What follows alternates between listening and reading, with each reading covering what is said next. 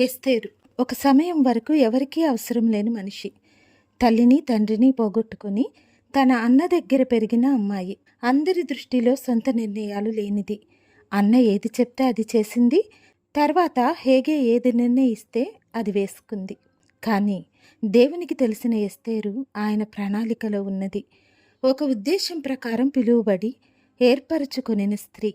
యూదా వంశాన్ని సమూల నాశనము కాకుండా ఆపి క్రీస్తు జననం కొరకైన తన గొప్ప పనిని నెరవేర్చగల సమర్థురాలు.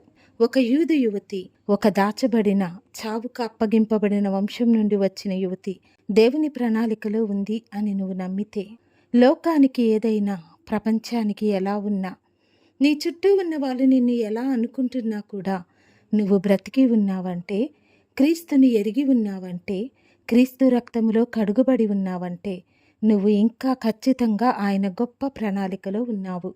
నువ్వు చేయవలసిందంతా ఆయన ఉద్దేశం నీ మీద ఉంది అని ఎరిగి విశ్వాసముతో నీ జీవితాన్ని కొనసాగించటమే. నీ జీవితంపై తన ఉద్దేశమును ప్రభువు నెరవేర్చునుగాక. ఆమెన్.